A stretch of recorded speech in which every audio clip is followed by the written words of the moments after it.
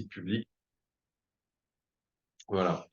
Donc moi, je parle aujourd'hui, je l'ai dit, hein, je suis plutôt, j'interviens plutôt dans le volet recherche du Lab Access avec mes complices chercheurs. On a aussi toute une équipe de designers, dont certains sont présents dans la salle, hein, qui travaillent sur ces questions. Nos activités dans le cadre du programme, alors les axes ou les questions qu'on se pose ont évolué bien sûr depuis 2017. L'année dernière, on a remis un peu à plat les axes de travail. Ils sont au nombre de 4. Ils s'affichent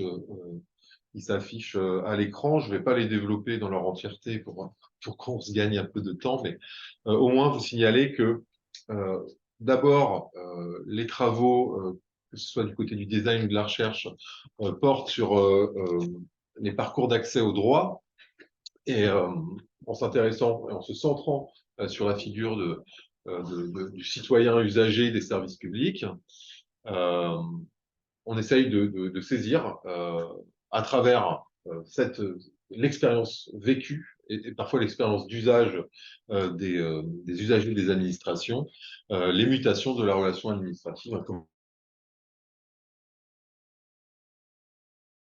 sont à la fois les ressorts et les éventuels écueils. On s'intéresse aussi beaucoup, depuis au moins 3 ans, dans le cadre du programme, à ce qu'on a appelé les dispositifs et les pratiques d'aide administrative, en partant du constat de terrain qu'un certain nombre d'acteurs locaux de proximité, tant dans le champ du travail social que dans l'action culturelle, que dans le champ des médiations, recevaient des demandes de coups de main, d'explications, d'accompagnement, que ce soit sur le numérique, sur les droits, sur les situations complexes. Et on s'intéresse à la manière dont les acteurs sur les territoires s'organisent, font évoluer leur process, voire leur politique de recrutement pour répondre à ces demandes et en portant une attention assez fine, en tout cas dans le cadre du Lab Access, à la manière dont ces acteurs locaux se voient enrôlés dans un travail d'accompagnement administratif, parfois avec, mais aussi à la place des administrations concernées. De manière un peu connexe, on observe une évolution assez profonde des professionnalités sur le terrain, c'est-à-dire des manières de faire son travail lorsqu'on est agent d'accueil, lorsqu'on est secrétaire de mairie, lorsqu'on est travailleur social, lorsqu'on est médiateur numérique. Et en portant attention à ces évolutions de la pratique en acte, on s'interroge aussi sur l'évolution des relations entre ces groupes professionnels. On voit apparaître de nouveaux entrants, je pense notamment aux EFS, donc de nouveaux acteurs, de nouveaux dispositifs, mais qui supposent aussi de nouveaux acteurs, de nouveaux types de professionnels. Et le Lab Access s'intéresse aussi à ces mouvements un peu tectoniques des professions sur le terrain. Et enfin, un quatrième axe qui nous occupe là pour le coup depuis 2017, consiste à interroger ce que sont les processus de dématérialisation en train de se faire, hein, c'est-à-dire de la décision qu'une administration peut prendre de passer au numérique, de numériser ou de dématérialiser. Voilà, tout ça, les nuances sont importantes, de dématérialiser des processus, des manières de faire, des services, des interfaces. Eh bien, il apparaît que ces processus sont pluriels, ils sont loin d'être monolithiques, il y a différentes manières de dématérialiser. Et un des enjeux pour nous, c'est d'en interroger à la fois les dynamiques, les ressorts, les différentes manières de faire, et de comprendre comment, à l'intérieur des organisations concernées, donc pas du côté des usagers finaux que sont les usagers des administrations, mais à l'intérieur des administrations concernées, eh bien, ces processus de dématérialisation génèrent aussi du changement, des adaptations et répondent à toute une série d'enjeux. Alors, c'est notamment dans le cadre de ce quatrième axe que je crois la recherche qui va nous être présentée aujourd'hui s'inscrit.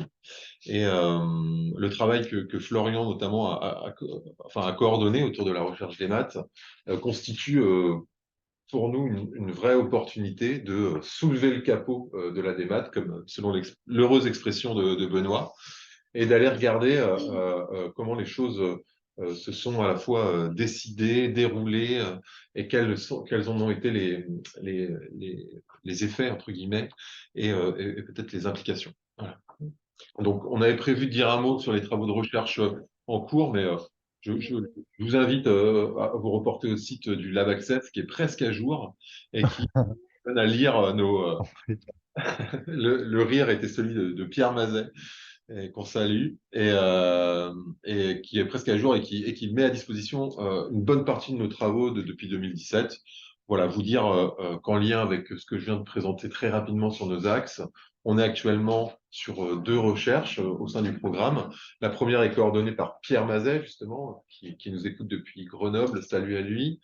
Elle porte sur le déploiement du dispositif conseiller numérique France Service. On sait que certains d'entre vous dans la salle et à distance sont fortement concernés par ce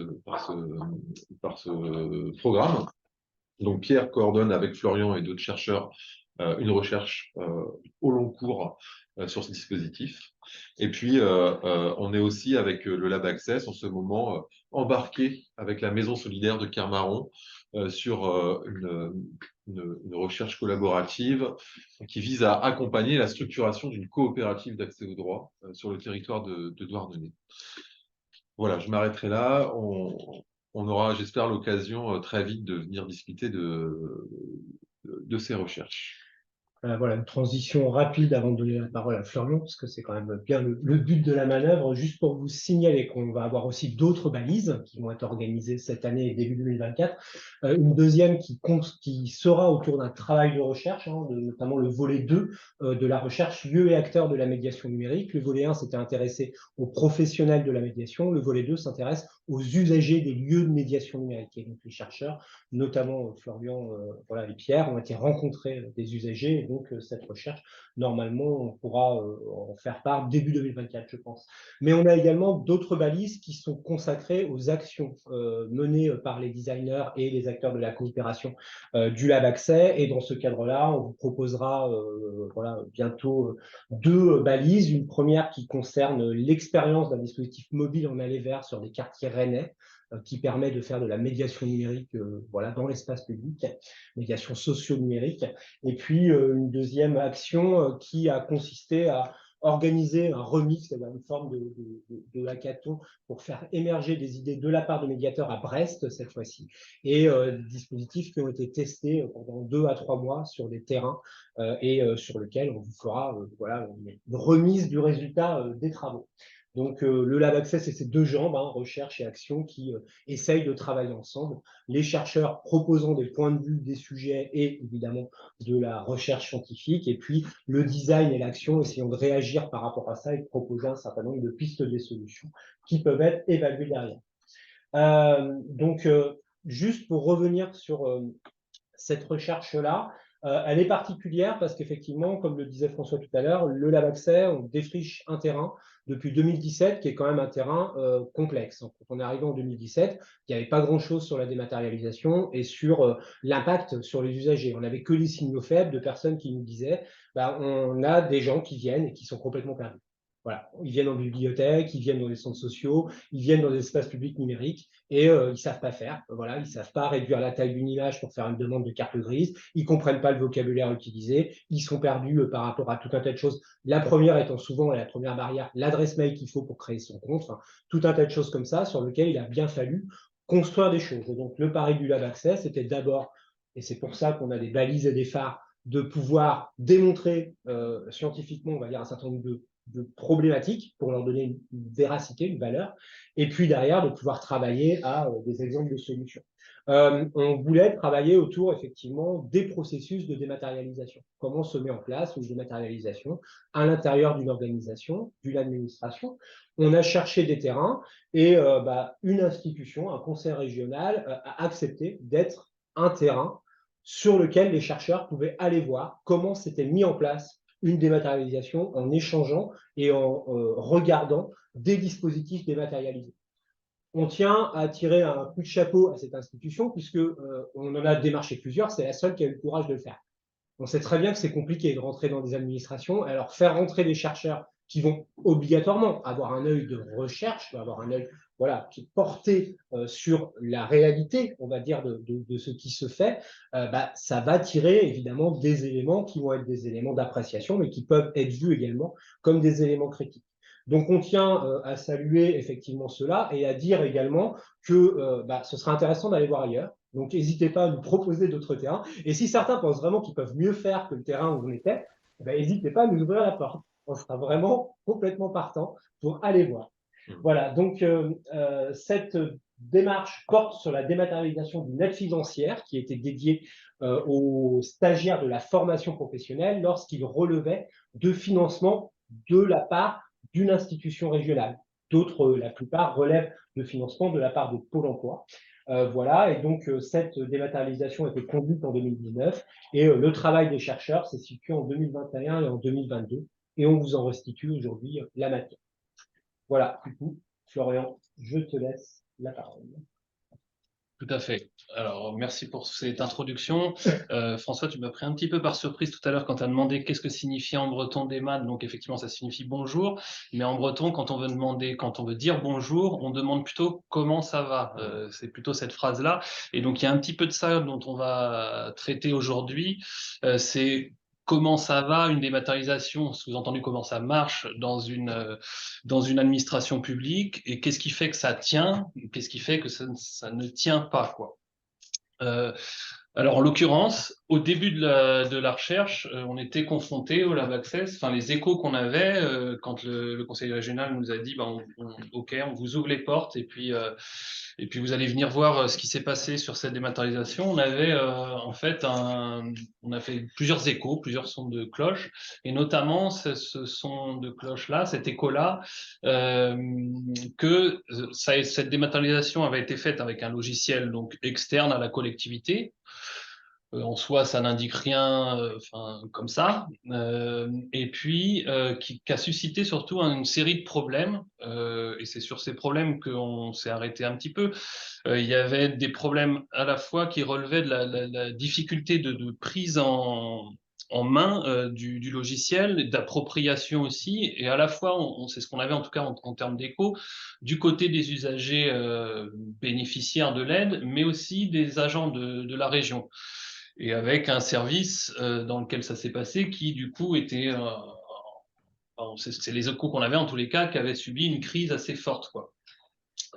On avait aussi, et ça c'est via le TILAB, on savait très bien que dans la direction à la formation en question, et puis plus largement dans d'autres directions du conseil régional, il y a une dynamique de recherche sur les usagers assez présente. En l'occurrence, dans cette direction à la formation, ça faisait depuis 2015 qui se questionnaient sur les usagers et sur leur place à travers des retours un peu critiques qu'ils pouvaient avoir sur la demande, sur les demandes d'aide financière en question qui ont été dématérialisées.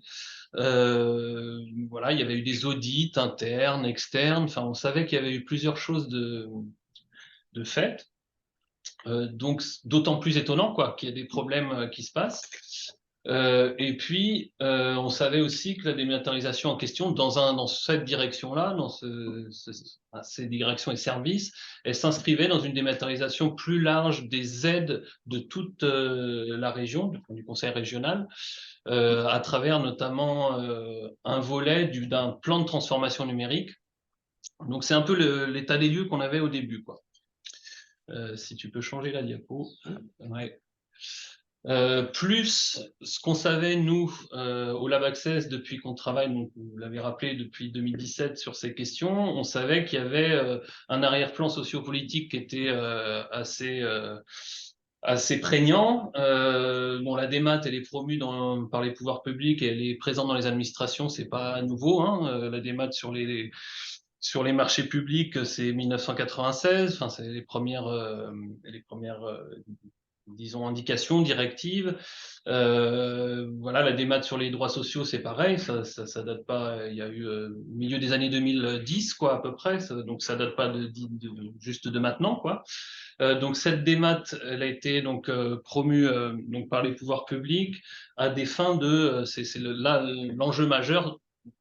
En tous les cas, c'est dans les discours. Voilà, simplification auprès des usagers et même auprès des agents, simplification du travail de traitement des dossiers, voilà.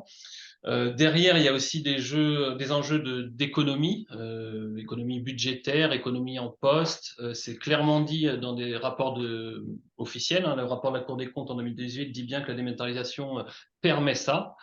Bon, ça s'intègre aussi dans une transformation numérique des administrations qui a différents aspects, différents volets. Il y a le volet open data, quoi, ouverture des données, le volet aussi urbanisation des systèmes d'information, donc qui permet d'adapter le système d'information à une administration publique ouverte en open data, par exemple. Et puis, il y a le volet dématérialisation qui est présent aussi. Donc, la dématérialisation, oui, on peut la définir assez simplement, finalement, à l'origine, en tous les cas, telle qu'elle est définie dans les milieux professionnels et des administrations publiques, c'est une transformation technique et organisationnelle qui donc soit est native, c'est-à-dire qui est intégrée dès l'amont, dans une réflexion dès l'amont, ou soit qui est a posteriori par déduction, on va dire, et par implémentation a posteriori, quoi. Et ça porte à la fois sur des processus internes, donc travail de gestion des dossiers, enfin des problématiques internes, et puis un aspect de la dématérialisation qui touche la relation aux usagers à travers notamment la dématérialisation des droits sociaux, enfin, des demandes de droits sociaux. On savait aussi qu'il y avait derrière tout ça une politique nationale d'inclusion numérique, parce qu'effectivement la dématérialisation, je vais y revenir tout de suite, a généré un certain nombre de problèmes. Tu l'as dit, Benoît, des personnes qui arrivent massivement dans des médiathèques, dans des lieux de médiation, parce qu'ils ne savent pas faire et ils n'arrivent pas à faire leur dossier. Donc petit à petit, les pouvoirs publics se sont emparés de cette question. En 2018, il y a eu une politique d'inclusion numérique nationale, ou à l'échelle nationale. Donc, ce qu'on sait aussi en arrière-plan sociopolitique, j'ai dit que j'y revenais, c'est évolution très claire au niveau de l'accès aux droits. C'est-à-dire que la dématérialisation, elle, en fait, elle accentue des inégalités numériques qui étaient présentes du fait de la diffusion dans notre société des technologies de l'information et de la communication, qu'on a appelé après technologie du numérique globalement.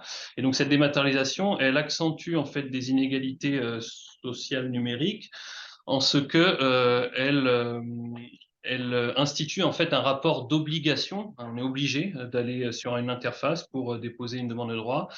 Une exigence aussi de connectivité. On doit être équipé et avoir accès à des interfaces numériques connectées. Et elle suppose aussi de pouvoir mobiliser en situation, devant ces interfaces, des compétences ou des habilités permettant de répondre à des exigences numériques posées comme telles. C'est tout le travail de Pierre Mazet au sein du Lab Access qui a permis de théoriser un petit peu ça.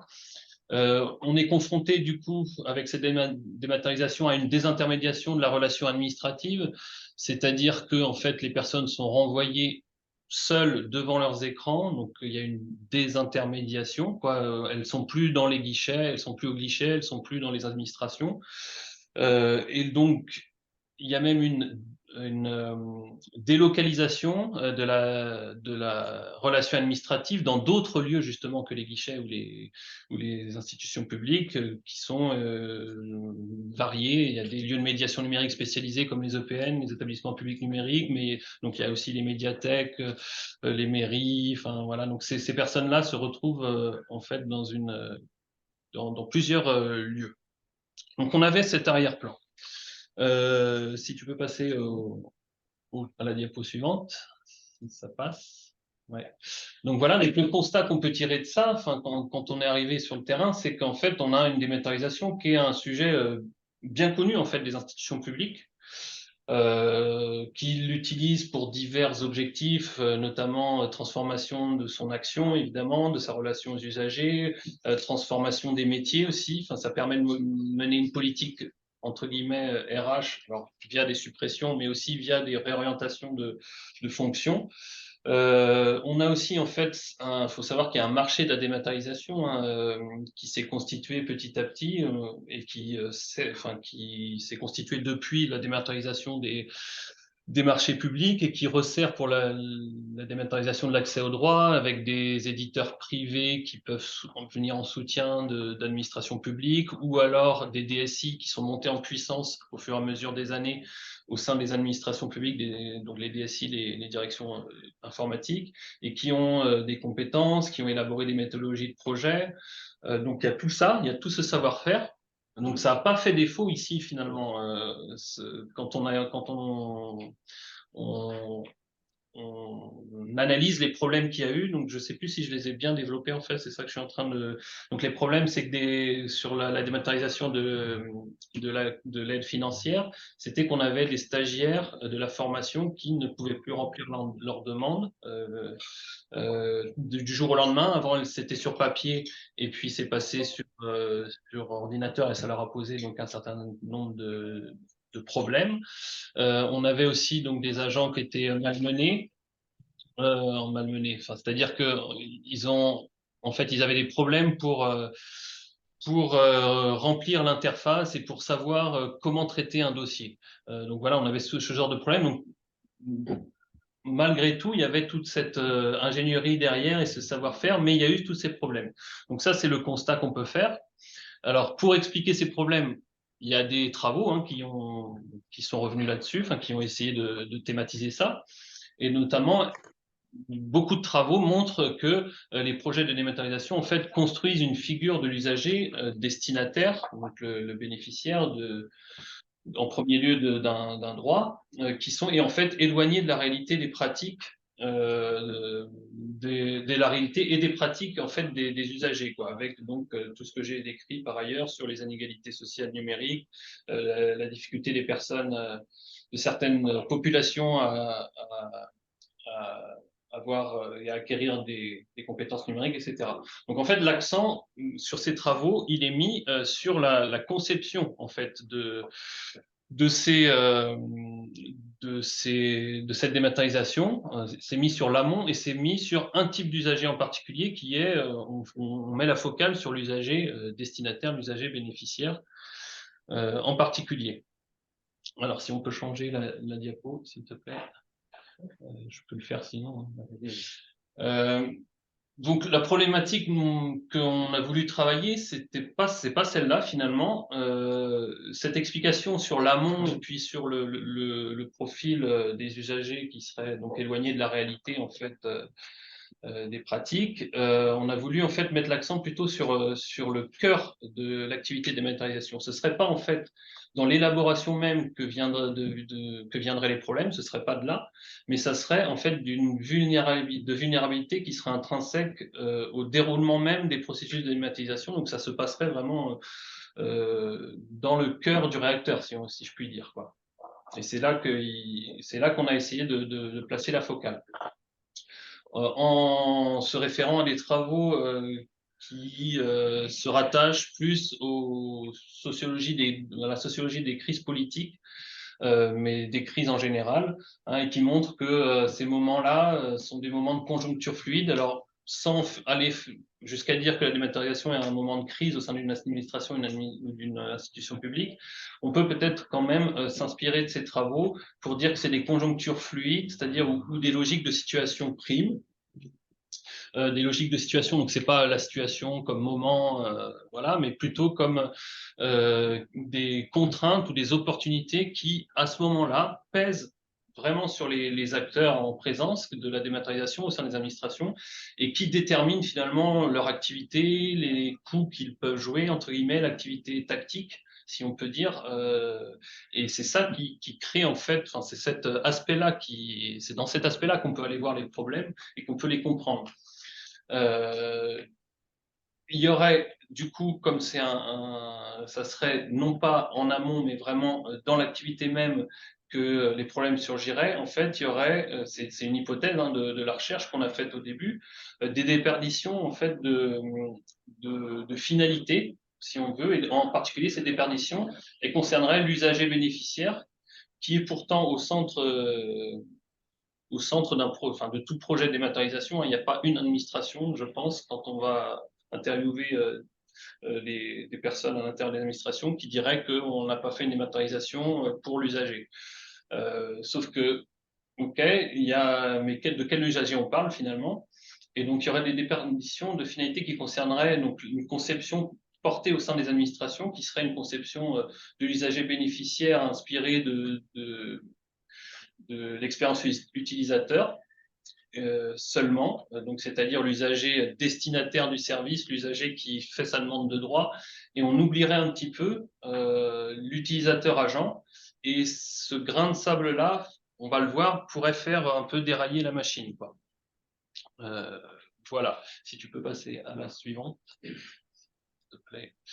Donc, au niveau de la méthodologie, donc je vais pas y passer beaucoup de temps, mais il y a 30 entretiens semi-directifs qui ont été réalisés pour un total de 36 personnes rencontrées. Donc, on a interviewé des stagiaires donc confrontés à l'interface numérique, aux nouvelles interfaces numériques, donc à la demande d'aide dématérialisée, qui ont eu des soucis ou pas d'ailleurs, mais sur ces 15 stagiaires-là, il y en avait qui avaient des problèmes, d'autres pas, mais voilà. On a interviewé aussi 16 agents de la région, encadrants et gestionnaires, dans leur activité de traitement des dossiers, mais aussi sur une plateforme téléphonique qui permet de répondre à des questions que se posent les stagiaires de la formation professionnelle qui demandent une aide à la région.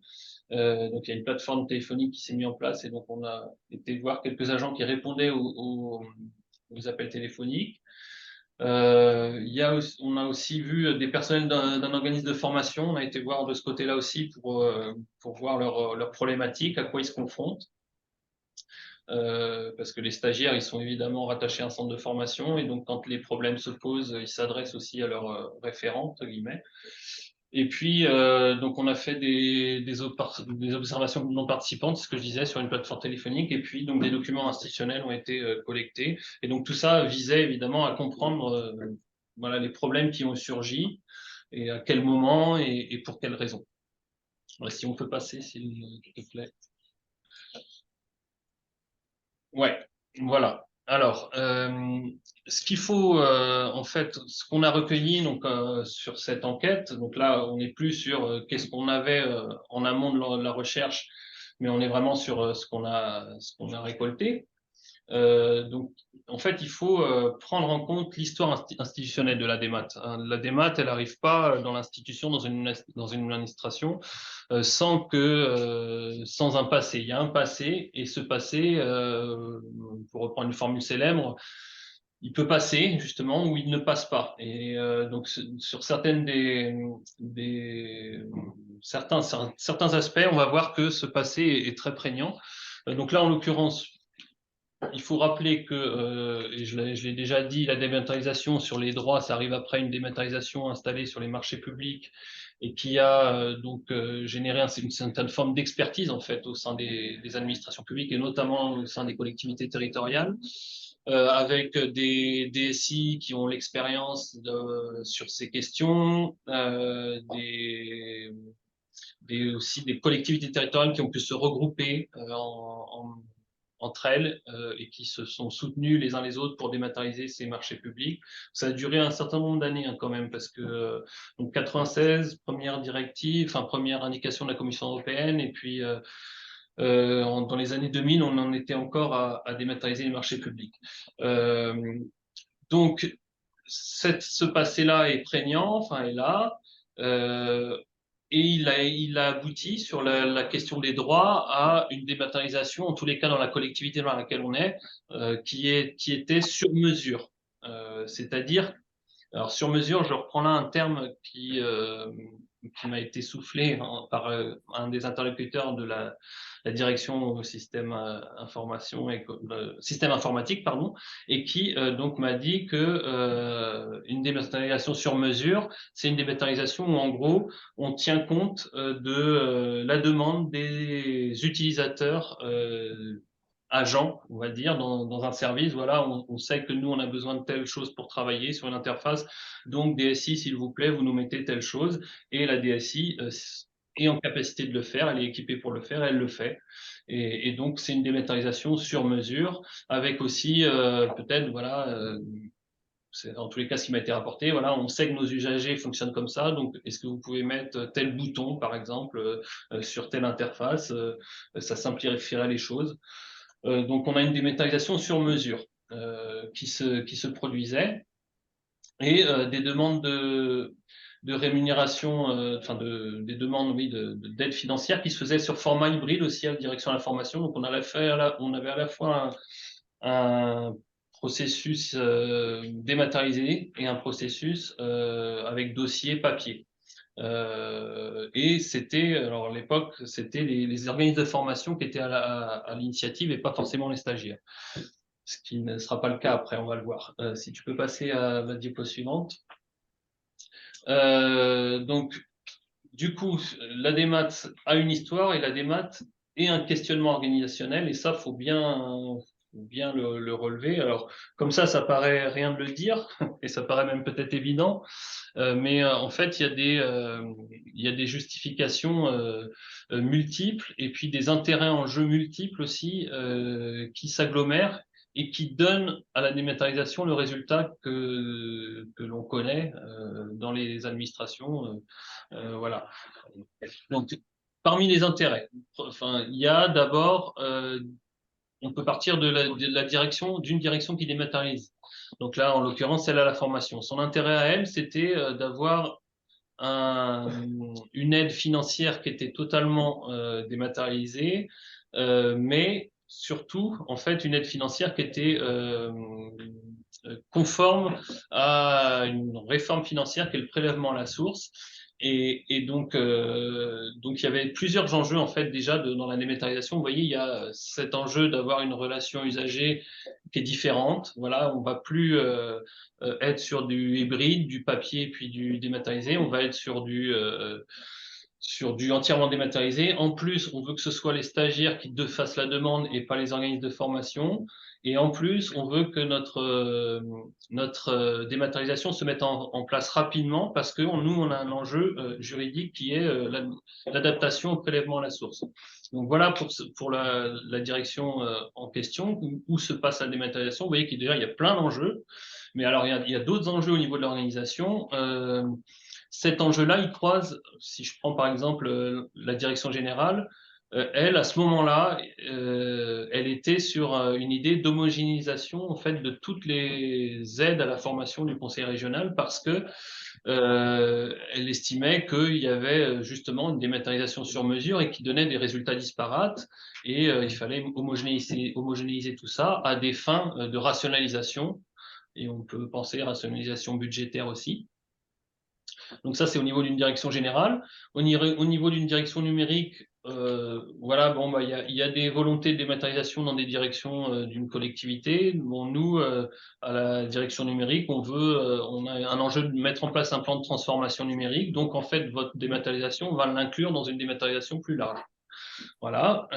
Et puis, au niveau voilà, c'est ça. Moi, direction générale, direction numérique, direction informatique, oui, c'est ça. Je me disais bien que j'avais loupé une direction. Les directions informatiques, elles peuvent être tout à fait en accord avec alors qu'elles portaient un sur-mesure dans la dématérialisation, elles peuvent être tout à fait d'accord pour industrialiser la démat. C'est comme ça qu'on m'a présenté les choses. Euh, avec un plan de transformation numérique qui serait global, c'est-à-dire que au lieu d'avoir du sur-mesure, on va avoir de l'industrialiser. Donc on va homogénéiser les mêmes procédures, alors avec des recensements en amont, mais on va le voir aussi. Mais en tous les cas, on va essayer d'homogénéiser et nous, ça nous permet effectivement d'avoir quelque chose de plus rationnel. Voilà. Et donc, toutes ces volontés croisent un attrait qui est propre à la collectivité, mais aussi propre à d'autres administrations, hein, d'une relation administrative sur le mode plateforme. On est encore un peu dans un moment où donc la plateforme de service, enfin, penser l'administration publique sous la forme d'une plateforme de service, c'est-à-dire avec une relation agent-administré qui serait souple sur le mode des plateformes de la Silicon Valley. Donc on avait cet attrait-là, et il se trouve que sur le marché de la dématérialisation, il y avait un petit éditeur privé qui travaillait marginalement avec la région, qui proposait un logiciel qui permettait c'est comme ça que c'est vendu dans la communication éditeur, de faire rencontrer l'agent et puis le bénéficiaire sur une même interface et avec des processus et des échanges croisés de collaboration et de coopération. Donc, il y a un questionnement, en fait, la dématérialisation, on peut la voir comme une question que se pose l'organisation elle-même et que se posent des directions à elles-mêmes en relation les unes avec les autres, avec des enjeux qui se croisent et qui se mélangent. Alors, c'est pour ça que je vous disais qu'on a une approche très méthodique. En début, je vous disais, il y a des méthodologies très élaborées depuis plusieurs années. Donc, on a un sentiment de maîtrise parce que en fait, la dématérialisation, donc au niveau, pour le coup, du conseil régional sur les aides en globalité, commence par un chantier pilote précoce. Donc pour tester le logiciel en question dont je vous parlais, le logiciel du petit éditeur privé, pour voir si ça colle avec ce qu'on cherche avant d'envisager un déploiement généralisé. Donc là, on utilise, entre guillemets, ou on fait appel à des directions qui se portent volontaires ou qui se manifestent, et puis on vise des directions où il n'y a pas forcément trop de dématérialisation. Comme ça, on voit de A à Z comment ça se passe. Donc ça s'est passé comme ça au conseil régional. Ensuite, on a un processus de recensement de toutes les aides et les subventions, donc qui est mené très méthodiquement aussi et avec l'appui de cabinets externes. Donc là, on a aussi des liens entre le public et le privé qui se nouent à ce moment-là pour aider à organiser des ateliers au sein de la région, au niveau de toute la direction, pour voir comment dématérialiser telle aide, avec ok, d'accord, on va dématérialiser telle aide, mais on demandait ça aux bénéficiaires, entre guillemets, mais du coup, est-ce qu'on peut leur demander la même chose ou pas au niveau dématérialisé, etc. Donc, tout un tas de recensement des aides et puis donc d'uniformisation aussi des formulaires. Donc, c'est ce que je disais. Enfin, voilà, qu'est-ce qu'on va demander à nos publics en global, quoi. Et on va essayer de demander le plus possible la même chose. Et on a après, une fois que ce travail a été réalisé, un appel aux directions pour basculer. Donc ça se fait progressivement. Toute une institution ne bascule pas comme ça sur une dématérialisation des aides en même temps. Enfin, il y a eu des étapes progressives. Ça s'est étalé sur 2 ou 3 années, il me semble. Voilà, donc avec des pauses, des moments de flottement aussi. Donc on m'a bien décrit tout ça. Voilà, ça se fait pas comme ça, mais et puis des moments où il faut relancer les agents. Donc voilà. Donc, mais on a quand même un sentiment de maîtrise et de progression. Mais c'est là où on peut commencer à évoquer la question des problèmes. Pourquoi des problèmes peuvent surgir? Vous voyez qu'on a une méthodologie très construite, on a des choses très pensées, mais on a en fait des utilisateurs qui sont certes perçus et problématisés, mais qui sont d'un seul type. Les utilisateurs bénéficiaires, donc si je retrouve ma diapo.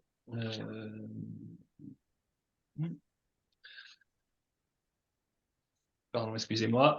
Oui, donc on a en fait des utilisateurs bénéficiaires qui seraient vraiment les utilisateurs en premier. Et donc on les cible au début. Voilà, la dématérialisation s'est fait dans la direction de la formation, en l'occurrence, c'était fait pour plusieurs enjeux et notamment pour améliorer la relation usager. Et on les cible. Mais en fait, ça peut très bien rester à l'état de cible. C'est-à-dire que ce qu'on a pu recueillir, c'est que finalement, il y avait des volontés de monter des panels usagers au niveau de toutes les directions. Là, je ne parle pas forcément que de la direction de l'information, mais de toutes les directions. Et puis, en fait, On n'a pas pu le faire parce que il y a des différentes temporalités et surtout parce que ça demande un investissement très important. Et du coup, les directions s'engagent pas forcément dans des panels usagers. Alors là, la question qu'on peut se poser, c'est comment ça se fait que du coup, l'utilisateur bénéficiaire qui est censé actionner une envie de dématérialisation, enfin, entre guillemets, saute si facilement. C'est-à-dire pourquoi c'est ça qui saute en premier. Voilà. Là, ça sera l'objet du débat, quoi, sans doute. Mais en tous les cas, on tient pas ça. Alors, il y a des relances, hein, effectivement, voilà, enfin, il y a plusieurs fois des montées au créneau, voilà, mais ça prend pas. Donc, la question qu'on peut renvoyer aux administrations, c'est comment ça se fait que ça prend pas et aux agents. Donc, ça reste des utilisateurs bénéficiaires qui en fait restent à l'état de cible. Ils sont ciblés au début et puis on les considère au début, mais en fait après, justement, ils ne changent pas de statut. Deuxième diapositive. Au niveau des déperditions. Et puis, déperditions aussi sur le travail. Alors, on cherche à agir sur le travail. C'est parmi les grosses volontés des dématérialisations d'accès aux droits. C'est voilà, on va aussi simplifier le travail des agents, de ceux en particulier qui traitent les dossiers, les gestionnaires. Mais en fait, on pense travail et on pense pas forcément enrôlement des agents. C'est pas les agents gestionnaires des dossiers, donc ceux qui traitent les dossiers qui vont être dématérialisés, ils sont pas problématisés comme des utilisateurs à enrôler aussi. En fait, ils sont considérés comme des personnes qui, d'une manière ou d'une autre, vont s'enrôler dans le dispositif parce qu'ils font partie du collectif de travail et d'une manière ou d'une autre, ils vont y venir. Alors là, je fais un peu d'analyse rétrospective, on va dire, parce que vous allez comprendre pourquoi, mais bon, c'est pour donner un exemple, ça s'est passé à la direction de la formation, mais ça se passe dans beaucoup de cas. Par exemple, à la direction de la formation, la nouvelle aide dématérialisée, c'est une agent gestionnaire qui parle, donc qui traite les dossiers. Elle s'est mise en place en janvier 2019. Là, on nous a fait une présentation, et je parle bien de présentation, pas de formation, côté interface usager, uniquement en plus, pas l'interface agent. Donc le vote du dossier, notification de décision, enfin tout ce qui fait en fait le sel de son travail et la ligne des paiements, en fait, on ne l'a pas du tout vu. Donc on nous a un peu lancé sans filet, on nous a mis le logiciel et puis ça y est, les stagiaires, hop, ils ont rempli leur demande et puis nous derrière, les agents, on était là, bah on va où, on doit cliquer où pour traiter le dossier. Donc vous voyez, il y a eu une mise en œuvre qui n'a pas pensé enrôlement des agents, quoi. La dématérialisation devait faciliter leur travail, notre source de productivité, en fait, elle la complexifie ou elle la ralentit. On a évoqué en entretien au début du fonctionnement, alors ça s'est amélioré parce que c'est possible d'améliorer les solutions de dématérialisation avec des allers-retours entre le service en dématérialisation et puis l'éditeur de logiciel. Mais en tous les cas, on avait au début 50 clics à faire pour traiter un dossier. C'est un croisement de plusieurs sources. Hein. C'est pas qu'une source qui est une source d'entretien qui m'a dit ça, mais plusieurs 50 clics pour traiter un dossier. Et puis on devait faire des lignes de paiement à la main, alors que c'est censé être dématérialisé, donc aller plus vite, quoi. Bon, et ça, encore une fois, ça a été traité par la suite, ça a été fait l'objet de remontées. Ça a été traité, mais en tous les cas, au début, ça a été assez dur, quoi, pour le travail, tout bonnement, quoi. Voilà. Si tu peux passer à la dépôt suivante, merci. Et donc, on comprend dans ces conditions qu'en fait, quand un aléa ou un événement il survient, en fait, tout se grippe, quoi. Alors, on a des directions qui se dématérialisent. Hein, donc, vous l'avez compris, j'espère que je l'ai bien restitué. En fait, on a une dématérialisation sur une direction qui est la formation, mais en fait, qui fait partie d'un plan global de transformation numérique à l'intérieur duquel il y a un volet de dématérialisation de toutes les aides du Conseil régional. Donc, on a des directions qui se dématérialisent suivant un ordre qui est très défini. Enfin très défini, qui définit quoi. Mais il se trouve qu'il y a une direction qui va se manifester, c'est en l'occurrence la direction à la formation qui se manifeste parce qu'elle a cet enjeu-là au niveau de l'application du prélèvement à la source et qu'il faut que son aide soit dématérialisée au plus tôt pour pouvoir répondre à cet impératif juridique. Donc, elle se manifeste auprès de la DSI, en l'occurrence, et puis elle dit, bah voilà, nous, il faut qu'on accélère la dématérialisation parce que là, on peut pas, enfin, on peut pas faire autrement. Donc, c'est pour ça que le logiciel, en fait, n'a pas été testé par les agents aussi. Il y a cette idée derrière d'urgence, entre guillemets, mais il y a aussi, de toute façon, le fait que on n'a pas pensé enrôlement des agents. Et donc, les demandes, en fait, les demandeurs sont dans la responsabilité de faire seuls leurs demandes. C'est la dématérialisation, hein, ils sont renvoyés devant leur interface numérique. Du coup, les centres de formation qui faisaient les demandes pour les stagiaires, en fait, se dessaisissent un petit peu de cette problématique et on observe finalement un débordement des agents gestionnaires qui voient les appels téléphoniques les submerger, mais aussi d'autres personnels de la région, les points d'accès région, donc c'est des points de contact en fait disséminés sur le territoire de la région pour renseigner les personnes sur les prestations de la région. C'est pareil, elle se voit débordée, voilà, pour des questions sur l'aide financière à la formation. Donc vous voyez là, quand je dis tout se grippe, là ça se grippe, c'est-à-dire que l'ensemble des personnels en fait affectés au traitement de l'aide financière et puis de l'information même sur cette aide au niveau du conseil général sont complètement sous l'eau. Donc, parce que aussi on n'a pas pensé à tout ce que j'ai dit en amont, expérience utilisateur, agent utilisateur, on va dire. Si tu peux passer la diapo suivante. En plus, on n'a pas pensé dans cette dématérialisation le rôle des acteurs tiers. Donc là, en fait, les acteurs tiers, je le thématise comme ça, c'est le fait que la bonne marche en fait et la délivrance finale d'une prestation ou d'une aide dématérialisée, ça repose sur en fait un travail souterrain et souvent invisibilisé de divers professionnels externes à l'administration publique. Donc là, en l'occurrence, c'est des personnels de centres de formation, des secrétaires, des formateurs qui vont s'engager aux côtés des demandeurs pour inclure les utilisateurs bénéficiaires dans un rapport d'accès dématérialisé au droit ou alors assurer l'intendance de la dématérialisation. Donc il faut savoir qu'une fois que la dématérialisation de l'aide financière à la formation a été mise en place, donc les centres de formation se sont dit, bah voilà, nous du coup on se met en retrait, mais en fait ils n'ont pas été en retrait très longtemps parce qu'ils se sont aperçus que leurs stagiaires n'arrivaient pas pour beaucoup d'entre eux à faire la demande dématérialisée. Et donc, ils ont organisé en fait des sessions, et je pense qu'il y en a toujours, je ne suis pas revenu depuis 2021 dans ces centres, mais je pense qu'il y en a toujours, des sessions de formation auxquelles j'ai assisté, donc, où en fait le formateur ou la formatrice qui n'est pas mandaté par le conseil régional, hein, mais qui est du centre de formation, assure en fait une formation sur le logiciel et en présence d'une vingtaine de personnes, vingtaine ou trentaine de stagiaires de la formation. Donc, pour leur dire où aller sur le logiciel, voilà, est-ce que vous avez des problèmes? Surtout, n'oubliez pas de valider. Alors, ils se constituent leur dossier en amont de la séance et on leur dit bien, vous ramenez telle pièce, telle pièce. Enfin, alors, sur des formations aussi spécifiques, comme les formations par exemple, pour les personnes qui ne parlent pas français, c'est encore plus important et plus prégnant.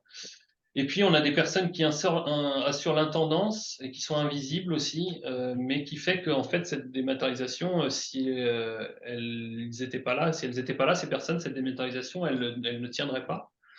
Et donc là, j'ai interviewé une secrétaire d'un organisme de formation qui me dit le travail qu'elle fait, elle, pour que les stagiaires puissent se connecter sur leur interface et déposer une demande d'aide à la formation professionnelle. En fait, elle passe en amont, elle.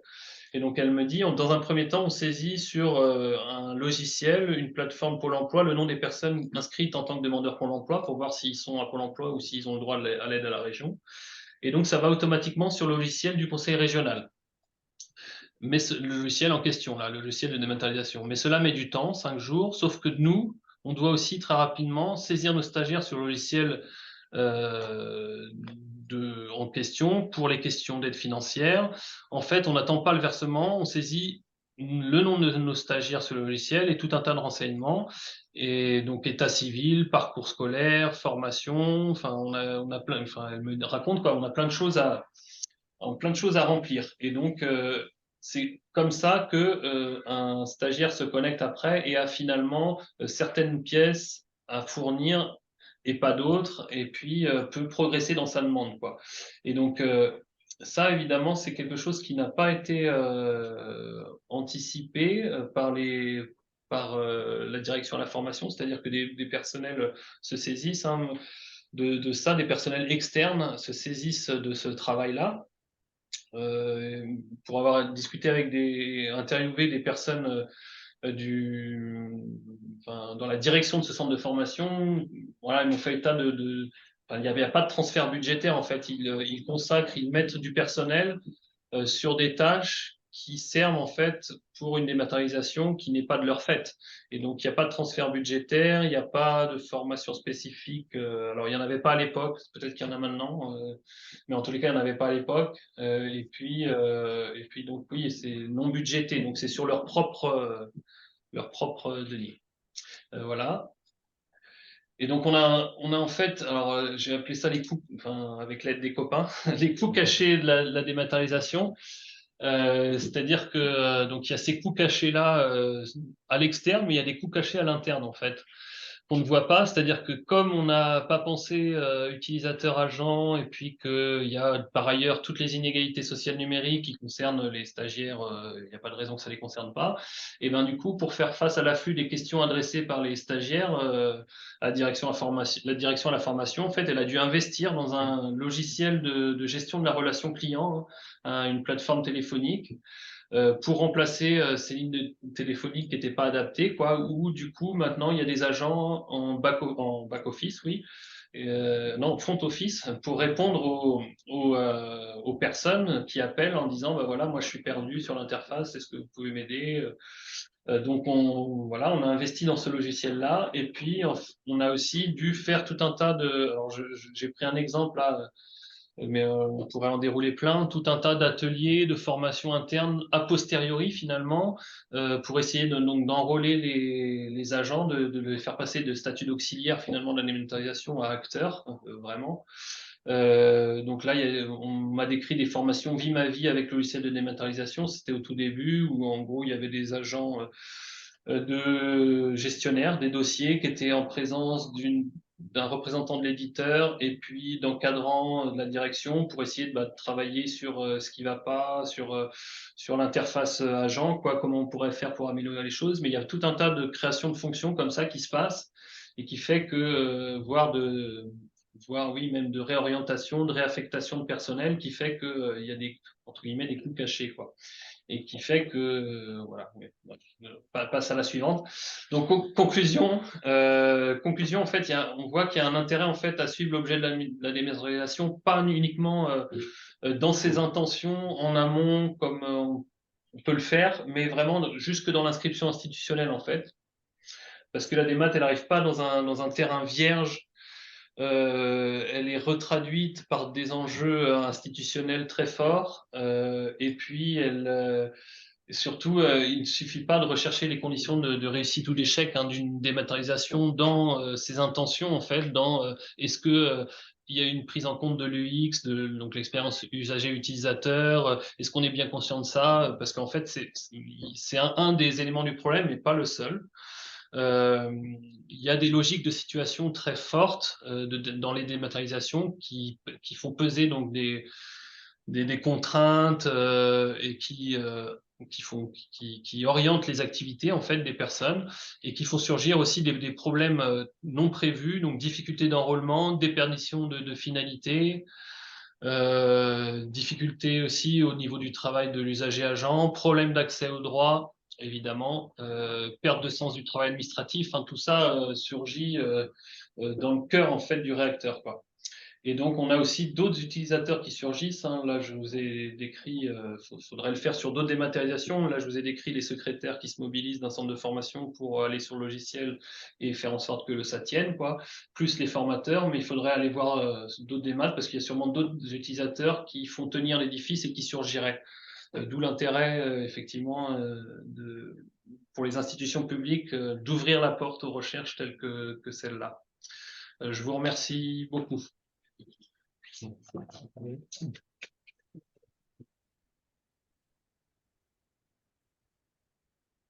Donc maintenant, c'est le temps des échanges, le temps des questions. Voilà, alors, prendre une question de la salle, alterner avec une question du chat, si vous voulez bien. Oui, Michel. les constats s'appliquent effectivement à d'autres processus de dématérialisation qu'on a pu déjà voir, avec en particulier le transfert du travail ailleurs. Dans la dématérialisation classique, sur les travailleurs sociaux pour l'accès aux droits, ici c'est sur les organismes de formation. Et puis, je dirais pour l'usager, c'est quand même une charge supplémentaire. C'est vraiment très classique. Et ma question serait, qu'en pensent les politiques prescripteurs? Parce qu'ils savent bien ce qui va arriver. C'est quand même documenté depuis un moment, même si là, toi, tu l'as détaillé. On sait bien que c'est ce genre de choses qui arrivent. Et donc, les politiques, c'est pas ce qu'ils disent quand ils essayent de faire la dématérialisation. Et donc, quel est leur discours par rapport à, effectivement, ce constat très négatif? Est-ce qu'on prend plusieurs questions ou est-ce que je réponds tout de suite? C'est quoi la marche à suivre? Vas-y, réponds Ouais. tout de suite, comme ça, Ok. peut-être qu'il n'y aura pas.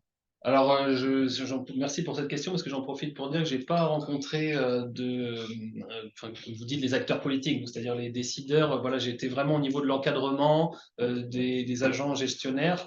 Donc, j'ai pas l'aspect, voilà, on va dire, tête pensante d'une organisation. Voilà, c'est ça. Donc, il faudrait aller les voir effectivement. Justement, l'intérêt de cette recherche pour nous, c'est d'avoir donné à voir qu'il y a peut-être un intérêt pour l'institution ou l'administration publique à aller justement questionner plus en amont quoi, ce qu'on vise à travers la dématérialisation et à le faire devenir une question justement politique et de ramener l'intérêt des usagers. Donc, voilà. Un complément rapide, mais je ne sais pas si on peut souscrire quand tu dis, c'est une vraie question, mais moi j'ai mon avis quand tu dis les politiques savent ce qui va se passer. En l'occurrence, que ça va se reporter sur sur d'autres acteurs et que ça va générer de la désorganisation. Moi, je ne suis pas persuadé de ça. Et l'intérêt du travail que vient de nous présenter Florian, notamment la cartographie des directions concernées, qui sont chacune porteuses d'intentions, mais aussi de représentations, voire de croyances, complexifie cette question de qu'est-ce qu'on en attend. Et lorsqu'on lit l'enquête minutieuse qu'a menée Florian, par entretien notamment, on voit bien, à certains endroits de l'institution, comment la croyance dans la modernisation informatique, par l'informatique, ou la modernisation par le numérique, source d'efficacité des CSA, est encore assez vivace, vous voyez ça. Et les difficultés qui peuvent se poser sont autre mythe très fort, sont renvoyés du côté de l'usager qui ne sait pas faire. Donc, des difficultés informatiques, donc des politiques d'inclusion numérique que par ailleurs les collectivités locales soutiennent. Et voilà, je ne suis pas sûr que cette vision d'une démat, voilà, de ce qu'elle produit en interne, en externe, dans le travail des usagers, non pas destinataires, mais utilisateurs, est si connue que ça. Je pense qu'il y a un vrai travail de notoriété de ces questions-là. Juste pour compléter de mon point de vue, je pense que c'est parfois aussi le cas du top management dans une administration, pas seulement des élus. Cette connaissance, et notamment cette connaissance sur les usages et la réalité des compétences et des pratiques d'usagers dont on a l'impression qu'ils devraient tous avoir un socle de base, mais en fait, ils n'ont pas, enfin, tout simplement. Et encore, parfois, ce socle de base est très poussé. Je n'ai pas besoin de citer la dématérialisation de la carte grise, où on vous demande encore aujourd'hui de savoir réduire la taille d'une photo ou d'une pièce jointe pour qu'elle fasse moins de 1 mégaoctet. Qui sait demander autour de vous qui sait le faire? Voilà. Donc, et si vous ne savez pas le faire, vous ne pouvez pas faire la démarche. Et ça, c'est qu'un exemple parmi d'autres dans une démarche. Donc, vous voyez, il y a encore voilà, un ensemble de problématiques. Et puis, il y a vraiment aussi vraiment ce souci, et ça, du coup, je ne sais pas si c'est volontaire ou pas, mais de l'effet domino que tu t'écris, c'est-à-dire que quelle que soit la dématérialisation, et tu l'as dit également Michel, eh ben, elle est mise en place par des institutions qui font porter la charge de la médiation par d'autres institutions sans coopérer en amont. Donc en fait, peut-être qu'une bonne dématérialisation by design, parce que c'est le mot, doit s'intéresser non pas uniquement aux interfaces numériques, mais bien à la manière dont les personnes qui ne sont pas en capacité de réussir la démarche numérique vont se faire accompagner par des acteurs de terrain que parfois on n'identifie même pas. Je parlais des bibliothécaires. Personne dans une administration, quand on a dématérialisé la carte grise, a été voir les bibliothécaires en leur disant « Vous allez avoir des gens qui vont venir vous voir, comment on fait ?» Et personne n'a été voir les maires pour leur dire « Vous allez avoir des gens qui vont venir voir vos agents, ce serait peut-être bien qu'on participe financièrement. » Parce que moi, j'ai rencontré à l'époque où je travaillais dans le milieu des bibliothèques, des maires qui disaient « J'interdis à mes bibliothécaires d'accompagner les gens sur les démarches dématérialisées de l'État. » Et pour cause, je fais faire à mes agents le boulot de l'État. Enfin, vous voyez, c'est un peu, voilà. On a une question en ligne qui peut-être se résonne avec celle qui vient d'être posée, Florian. Il y en a plusieurs questions, on va essayer de tous les passer, on rassure tout le monde. Il y a aussi des mains qui se sont levées, mais Guy Chardaz te demande, avez-vous constaté un déni managérial sur la problématique de l'enrôlement dont tu as parlé tout à l'heure, et pourquoi ce défaut de l'enrôlement? Est-ce que tu as des précisions à faire sur cette question? Alors, déni managérial, non, je dirais pas déni. On a essayé de le retranscrire, nous, en tant qu'impensé, quoi. C'est pas un déni, c'est un impensé qui du coup, saute à la figure quand, en fait, il y a le petit grain de sable qui arrive, quoi. Et qui fait que tout part en sucette, quoi. Donc, en fait, c'est pas un déni. Il y a pas une volonté à travers des projets de dématérialisation, enfin, de mettre à mal le service ou de le tester, voilà. Et puis il y a surtout, enfin, il y a une connaissance, je pense, enfin, au niveau de l'encadrement de, bah, ça va être dur. On va dématérialiser, ça va être dur. Sans doute, ça va éprouver les agents, mais cette thématique de l'enrôlement, bah, c'est justement une question qu'on renvoie, quoi. Comment ça se fait qu'on la pense pas plus que ça? Comment, ouais, c'est aussi une question que renvoie le rapport. Donc on la thématise comme question aussi. Une Voilà. autre question dans le chat, on nous demande si à l'inverse, on a recensé de bonnes pratiques, des choses qui sembleraient positives, alors que ce soit dans le cadre de cette étude ou plus largement dans le cadre des travaux du Accès. Où est-ce qu'on sait si ce sujet fait l'objet de recherche? Sur les bonnes pratiques à dématérialiser, c'est ça? Ouais. Ben, moi, j'ai essayé de retranscrire là. Je suis pas spécialiste, hein, il y a des gens bien plus qu'avec moi sur les méthodologies de dématérialisation. En tous les cas, il y a même des gens qui se positionnent en soutien de collectivités territoriales et qui sont de l'extérieur. Donc, il y a sûrement des bonnes pratiques. Voilà. Après, je les connais pas. Je peux pas en dire plus là-dessus. Ce que tu nous as dit cet après-midi, c'est que la méthodologie, penser le déploiement d'une dématérialisation, essayer de la maîtriser, c'est quelque chose que tu as constaté dans la collectivité enquêtée.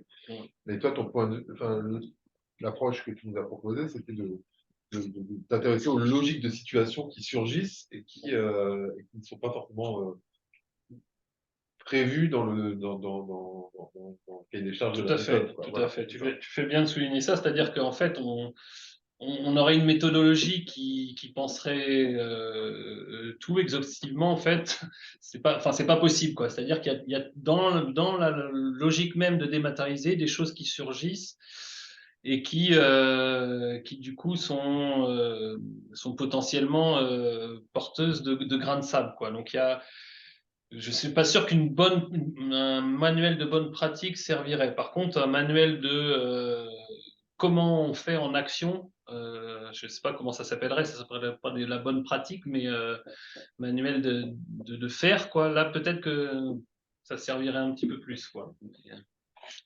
Peut-être moi, ce que j'en sais dans le cadre notamment des travaux du lab, c'est que on est plus souvent saisi de demandes pour réparer les démarches une fois qu'elles ont été mises en place. Et donc, il y a un processus d'amélioration continue, on constate aussi chez les opérateurs de droit, mais qui vient après.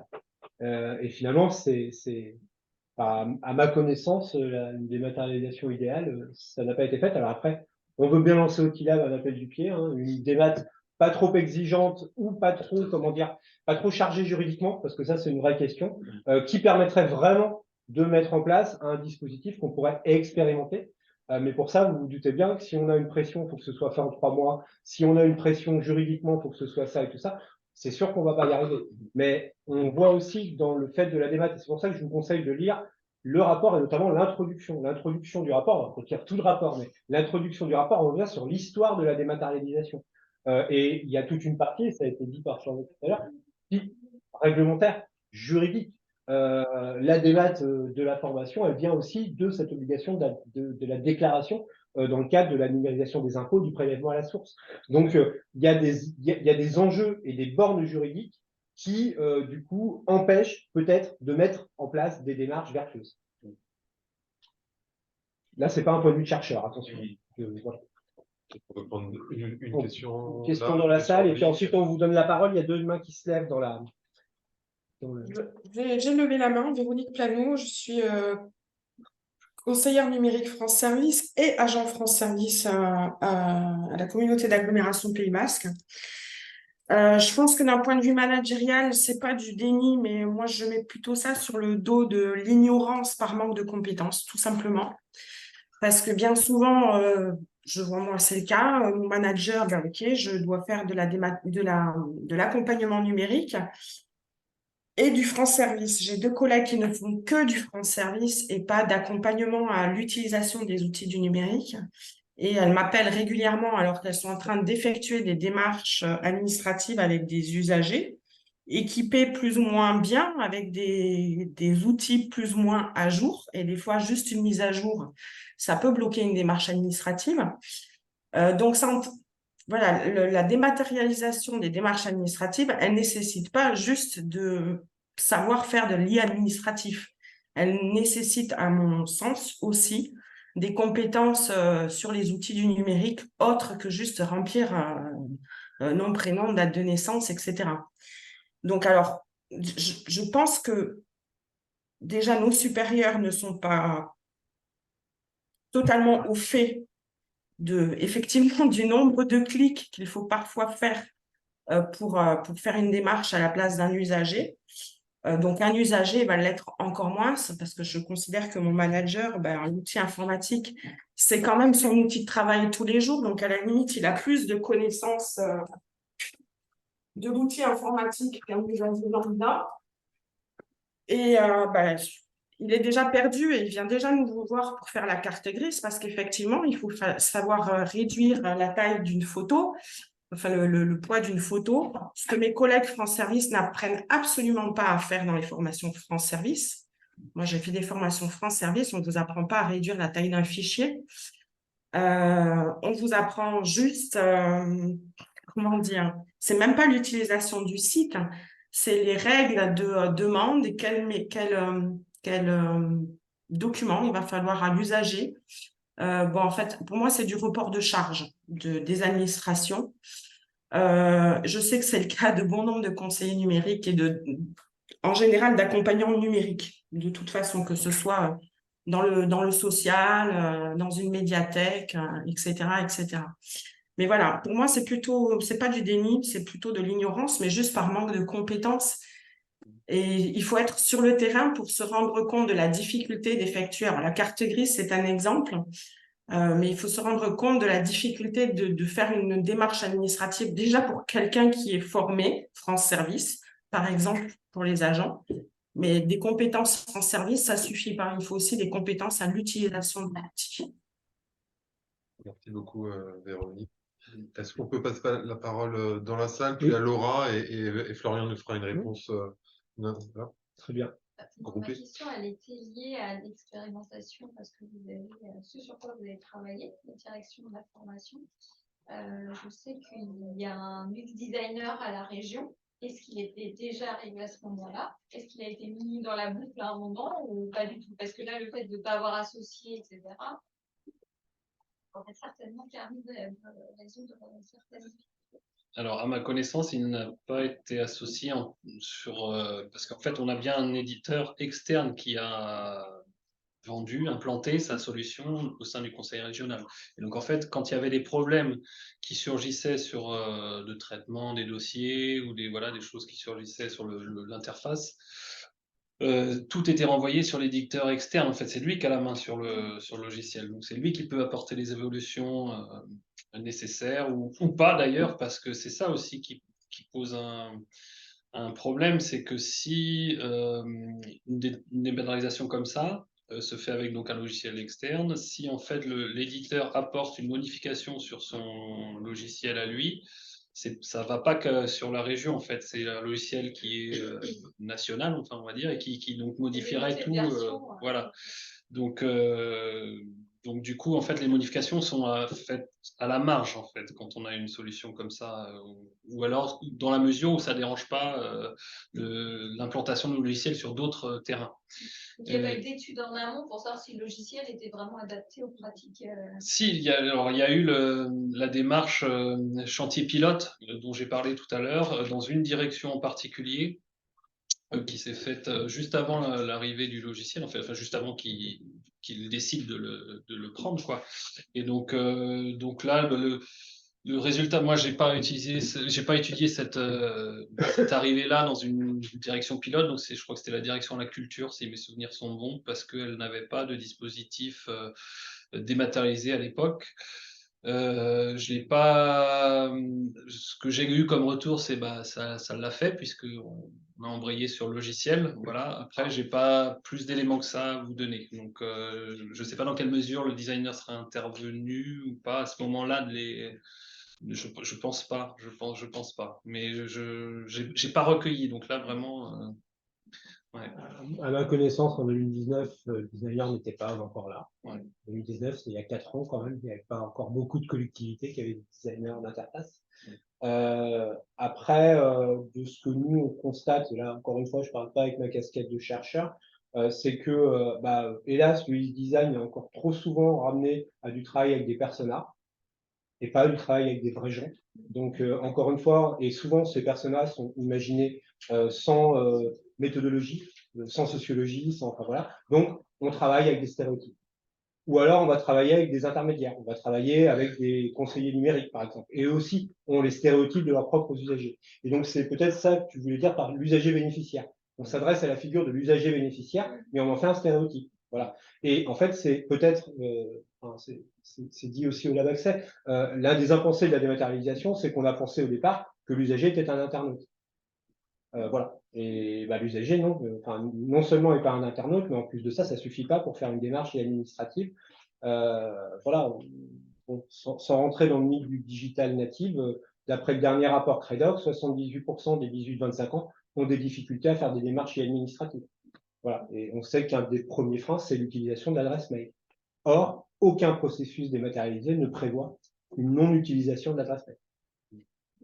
Nous, au département, on a fait une démarche de dématérialisation, mais dont une, on a inclus justement une démarche de design de service, mais avec un designer et qui est allé sur le terrain pour étudier les parcours, qui a tout mis en avant. Alors, la démarche a duré très longtemps, elle s'est étendue dans le temps, mais aussi parce que l'outil, lui, n'existait pas, donc il a fallu le créer, développer. L'outil existait, mais développer la brique qui permettait cette dématérialisation-là, qui en l'occurrence était la prise de rendez-vous en ligne. Et ça, finalement, aujourd'hui, ça vient juste d'être proposé, déployé partout, ça a bien marché, quoi. Les agents ont été enrôlés, comme vous dites, dès le départ, donc avec aussi des services pilotes au fur et à mesure. Donc il y a eu des changements au fil des mois quand il y avait besoin. De la même façon, vous ne pouvez pas le faire tous les mois. C'était à chaque fois des demandes qui prennent beaucoup de temps. Et puis, on doit attendre des montées de version pour que ce soit pris en compte. Mais néanmoins, au moment où ça a été déployé, l'outil était facile d'utilisation, autant pour les usagers que pour les agents en interne, qui ont tous été formés avant d'avoir à utiliser l'outil. Enfin, il y a eu un gros travail aussi d'accompagnement au changement énorme pour que justement éviter d'autres écueils qu'on avait eu sur d'autres outils imposés au dernier moment et qui au final n'étaient pas utilisés parce que pareil, comme vous l'avez dit, des crises, ça ne correspond pas du tout à nos besoins, on ne peut pas l'utiliser. C'est un outil interne? Non, c'est un outil partagé avec des usagers, avec d'autres des collectifs. citoyens. Non, mais voilà, c'est un outil entre professionnels, Entre collectif. Qu'est-ce que tu- entre agents publics. Non, non, c'est la PMI en fait. Pour prendre les rendez-vous pour la PMI, c'est ouvert à tous les usagers. D'accord. Donc les agents peuvent prendre rendez-vous pour un usager qui appelle et l'usager lui-même peut prendre son rendez-vous. La question de Benoît était, je crois, qui a développé la brique? Est-ce que Bah oui, c'était en c'était pas fait- sur catalogue, mais c'est Non, du coup c'est une un solution. en fait qui est déployé par on partage, on reverse les briques qu'on déploie avec un prestataire. C'est les lapins? Non. Non, c'est pas les lapins. Non, on n'est C'est pas un rentré. concurrent des lapins. Voilà, exactement. Non, mais voilà, des démarches comme ça, effectivement, ça, bon, c'est pas un appel du pied, mais ça serait intéressant qu'on puisse venir regarder. Et c'est Peut-être un toujours jour. galère, c'est sûr, et, parce que c'est compliqué, les développements techniques, c'est long, c'est compliqué. Et je rejoins le fait de dire, quand vous disiez, on ne sait pas pourquoi ça passe comme ça, parce qu'on dit, c'est l'usager, c'est le produit qu'on travaille, hein, on est là pour ça. Mais il y a toujours les contraintes budgétaires et les contraintes de calendrier qui fait qu'ils passent toujours après. Ça, c'est un gros sujet. En tout cas, votre témoignage rejoint la question qui t'est posée tout à l'heure sur quelle bonne pratique est-ce qu'on peut relever. Oui. Une question en ligne de Laura Fernandez. Bonjour Oui, Laura.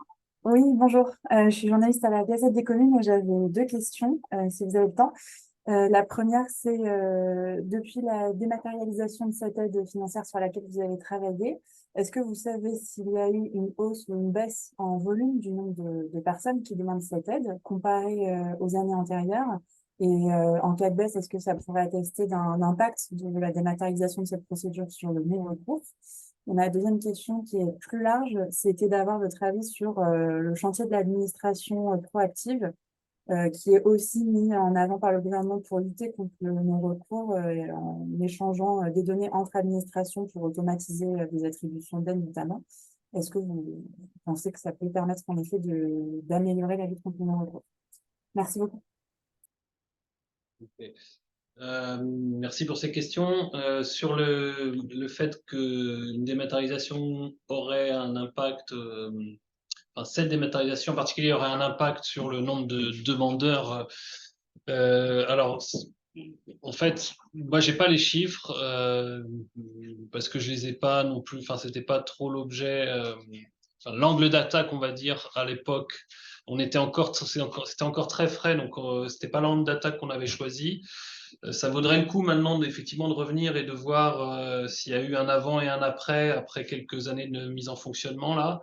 En tous les cas, ce que moi j'ai pu voir sur les centres de formation, bon, au début, il y avait des gens qui étaient renvoyés devant leur interface, effectivement, et qui galéraient, mais il y avait quand même la ligne téléphonique de la région donc, qui était surchargée. Ils arrivaient à avoir des réponses. Alors, je ne sais pas la déperdition, là, pour le coup aussi, qu'il y a eu de demandeurs à ce moment-là précis, mais en tous les cas, une fois que les centres de formation se sont organisés pour faire des sessions de formation telles que je les ai décrites, il n'y a plus cette problématique-là, en fait. Mais vous voyez bien qu'elle a été prise en charge par des acteurs tiers. Tout à l'heure, quelqu'un a parlé de report de charge. Voilà, c'est un report de charge assez clair là-dessus, quoi. Donc, et donc, du coup, il y avait pas ça, quoi. Mais là, ça vaudrait le coup, effectivement, quelques années après, d'essayer de faire un. Je pense qu'il a été fait à l'interne, hein, un avant et un après, quoi. Voilà. Et la deuxième question, oui. Automatisation des droits, administration proactive, échange de données entre administrations. Ouais.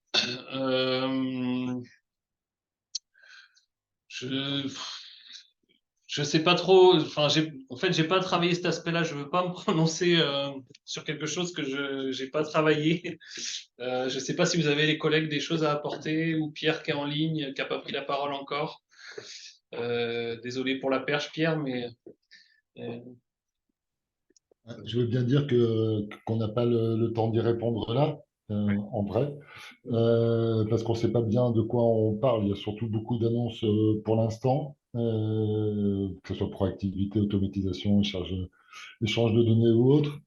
Quand on rentre dans ces sujets-là, il faut être précis si on veut avoir une quelconque idée des effets potentiels que ça produit. et à quoi on peut le rapporter en termes d'études qui ont été faites sur le non-recours, sur certains aspects ou sur ce qui a été fait d'un point de vue comparatif dans notre pays.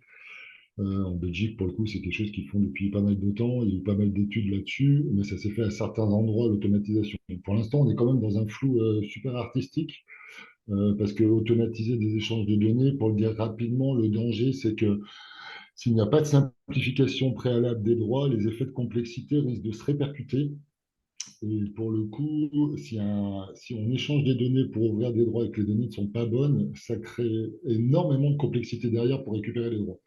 Et comme mécaniquement, les droits sont compliqués, surtout pour les personnes précaires, compte tenu du système de protection sociale en France, on risque d'avoir encore plus de problèmes pour ceux qui avaient déjà des problèmes. Donc ça peut partir d'une bonne intention, mais le diable gît toujours dans les détails.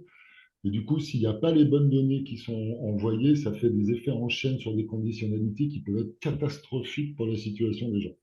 Donc il faut réellement, là on est dans une question technique, on n'est pas dans une question philosophique en réalité, ou idéologique.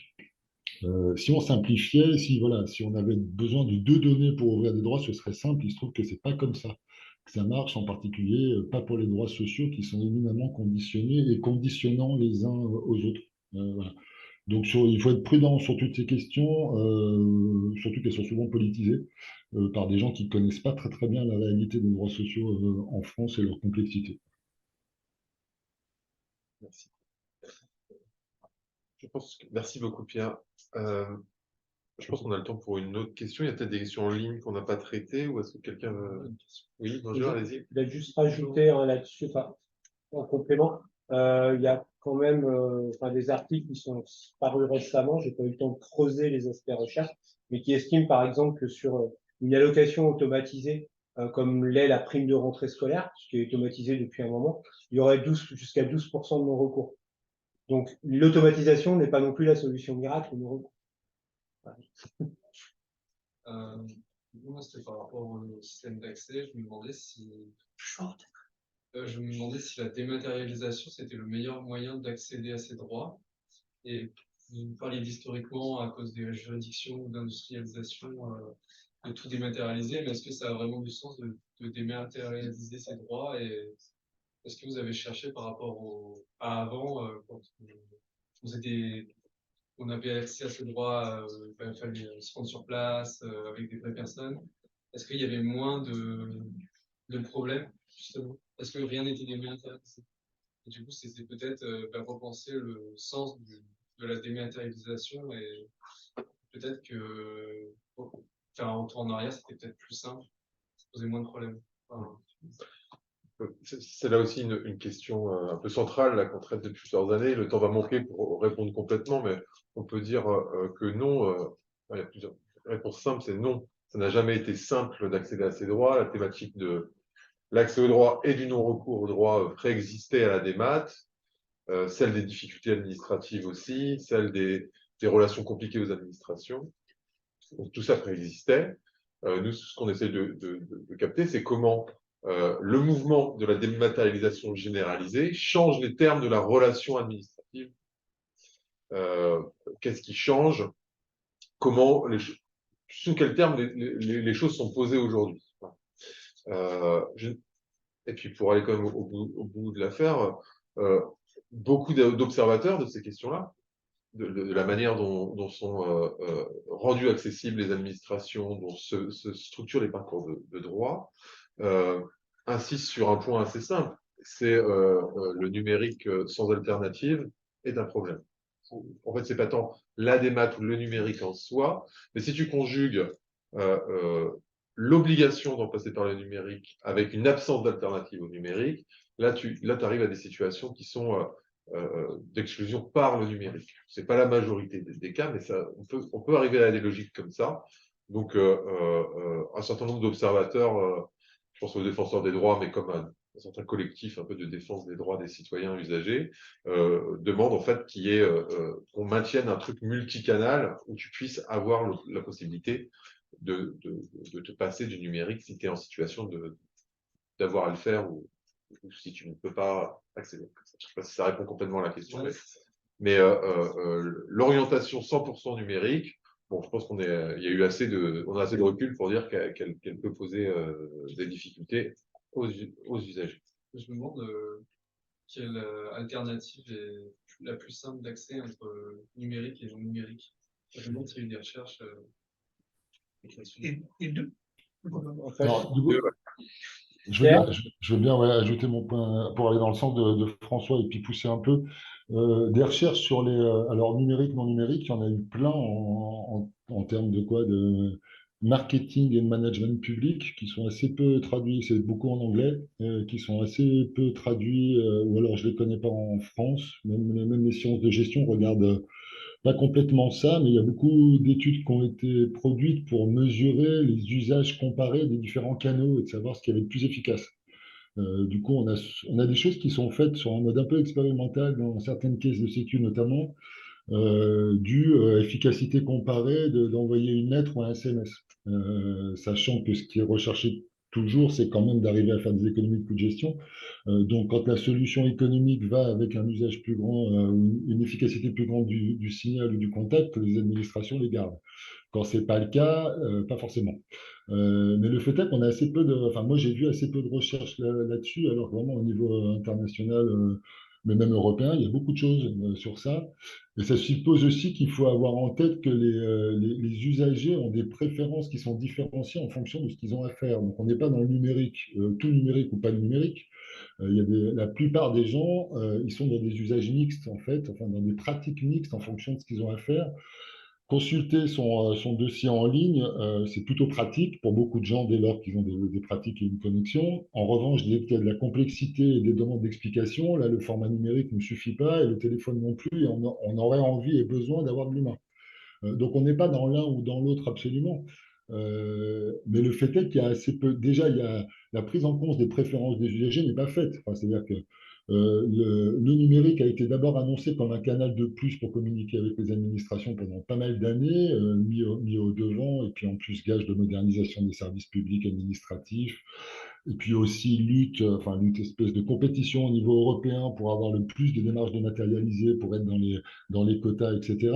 Et puis très rapidement, il est devenu incidemment obligatoire, totalement obligatoire et sans questionnement envers les usagers du quel numérique administratif vous voudriez.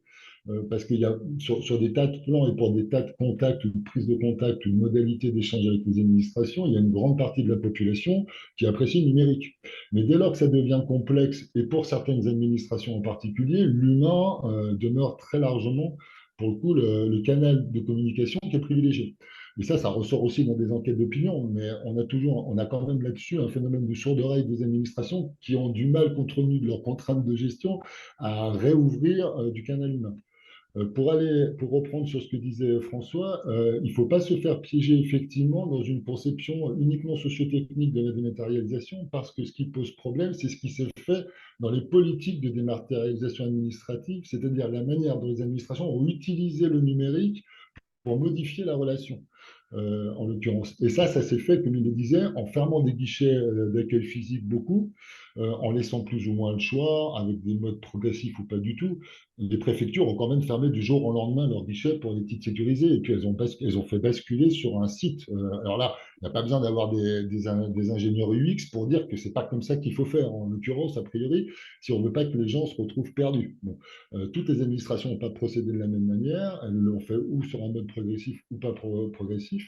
Mais en tout état de cause, globalement, il y a eu un effet un peu de convergence de toutes les administrations qui, sur des modes différents, se mettent à utiliser de plus en plus le canal numérique comme un mode exclusif d'échange, en fermant des guichets, donc en fermant pas simplement de l'humain, parce le défenseur des droits va beaucoup là-dessus, c'est quelque chose qu'on voit beaucoup, qu'on entend effectivement beaucoup, c'est qu'il n'y a plus d'humain.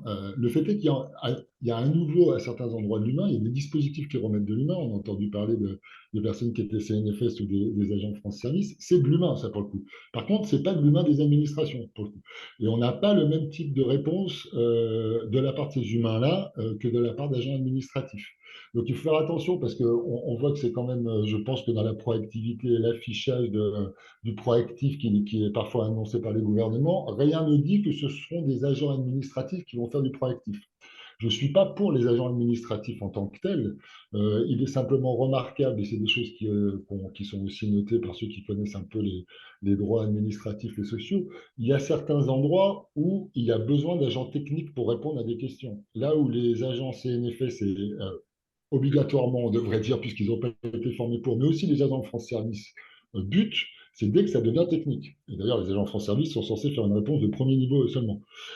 Autrement dit, ça vient encore peser sur ceux qui ont des droits complexes, c'est-à-dire plutôt les personnes précaires qui ont des situations de vie qui changent beaucoup et qui sont éligibles à plusieurs droits sociaux en même temps avec des effets d'interaction.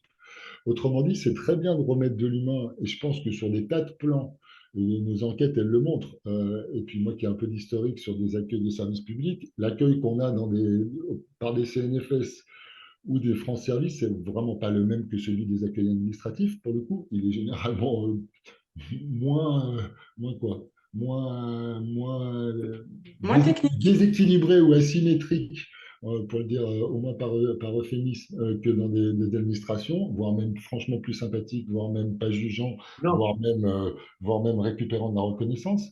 Mais pour le coup, il n'y a pas ces dimensions techniques. Et ça, enfin, on voit que c'est la patate chaude, c'est-à-dire où est-ce qu'on trouve de la réponse technique sans parler d'endroits où il n'y a pas de possibilité de réponse du tout, comme sur les questions de séjour, par exemple, qui sont de loin les publics qui sont les plus exclus par le processus de dématérialisation, parce que même les France Services n'ont pas à s'engager sur les demandes de nature ou les reconductions de titres de séjour, qu'ils le fassent ou pas réellement, ce qui fait qu'il n'y a plus que les associations qui peuvent faire ça et qui sont totalement submergées par ailleurs.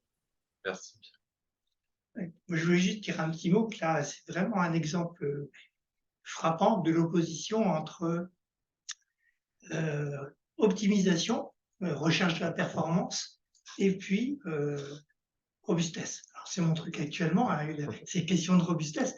Je dirais, c'est évident qu'un système hybride qui permet aux gens qui sont un peu à l'aise d'aller plus vite sur la carte grise ou autre, mais qui maintient effectivement de l'accès humain, c'est l'idéal. Donc, c'est beaucoup plus robuste et plus pérenne, mais ça ne correspond pas aux objectifs de ceux qui nous gouvernent. Et là, c'est vraiment quelque chose qui va se poser de plus en plus dans la société. Est-ce qu'on choisit de l'optimisation, c'est-à-dire du court terme, ou est-ce qu'on choisit quelque chose de robuste qui peut résister aux fluctuations? Merci. Est-ce que nous avons une dernière question, une intervention? Peut-être en ligne. Peut-être en ligne. Dernière question. On essaye aussi de tenir l'horaire pour s'engager à terminer à 16 h. C'est certainement des choses à suivre également. N'hésitez pas à prendre la parole. Voilà, sinon, nous allons conclure en vous remerciant déjà d'avoir assisté à cette séance. Peut-être un mot de conclusion de Florian? Pas spécialement. Merci beaucoup d'être venu, d'être présent en ligne aussi. Voilà. Moi, je dirais en te remerciant peut-être, Florian, d'avoir préparé cette intervention. Voilà, au-delà du rapport qui sera donc en ligne prochainement, là, Benoît l'a annoncé sur le site, voilà, son intervention ouvre comme des pistes assez intéressantes pour sortir peut-être d'une analyse un peu processuelle de la démat vers autour de cette notion de crise et de logique de situation qui, enfin moi j'ai envie de dire ça, nous invite aussi à sortir d'analyse un peu manichéenne, bien ou mal, ils ont bien fait, ils ont mal fait, mais voilà. Quelles sont les temporalités croisées qui peuvent produire les effets que tu décris très finement. Et c'est peut-être autour de cette notion de crise et de situation on pourrait aussi imaginer des pratiques ou des anticipations de ce qui se joue lorsqu'on dématérialise. Sous-entendu, lorsqu'on fait évoluer fortement l'organisation en interne, mais aussi dans tout un écosystème, comme tu l'as saisi. Donc des pistes à la fois de recherche et voire d'intervention très féconde autour. Remercier de notre côté TILAB également Florian et puis les chercheurs du Lab Accès pour toujours ces travaux d'éclairage. Donc je rappelle qu'il s'agit de travaux d'éclairage, donc effectivement les mises en action et les propositions sont plutôt à voir après. C'est pas le rôle du scientifique de dire ce qu'il faudrait faire, mais ce qu'on pourrait éventuellement faire, et puis ensuite ça peut être travaillé derrière. Et puis, remercier aussi la collectivité et de manière générale les partenaires du Lab Accès qui nous font confiance et qui proposent des terrains qui sont pas toujours accessibles, hein, je tiens à le redire, à la recherche. Et pourtant, Dieu sait si on en a besoin, y compris pour améliorer nos propres processus. Hein, sans liberté de blâmer, il n'y a pas d'éloge flatteuse. Donc à un moment, on a vraiment besoin aussi de ces ouvertures-là. Donc n'hésitez pas à revenir vers nous sur ces questions-là. Et puis enfin, dernier élément, demain, vous recevrez donc un mail avec le webinaire et la publication, le lien pour télécharger le rapport et sa synthèse. Je ne peux que vous engager, même si un rapport de recherche est toujours de taille un peu conséquente, hein, il y a quand même quelques pages à lire, mais à le lire, notamment parce qu'il y a cette partie introductive sur l'histoire de la dématérialisation, notamment parce qu'il y a une partie extrêmement descriptive des processus et des parties aussi qui donnent la parole à des personnes engagées au sein de ces processus et qui permettent de décrire. Et parce que je suis persuadé, si vous travaillez aussi sur ces questions, que vous vous retrouverez derrière certains exemples ou certaines choses qui sont dites. Et encore une fois, l'idée, bien évidemment, c'est de poursuivre un processus d'amélioration de la délivrance de l'action publique. Et pour ça, on a vraiment besoin de l'œil de la recherche. Voilà. Merci à vous. Et, au plaisir de se retrouver et d'échanger. Et puis, n'hésitez pas, si vous souhaitez être tenu au courant également de l'actualité du Lab Accès, à vous inscrire sur le site labaccès.fr à notre newsletter. Merci à vous et bonne fin de journée.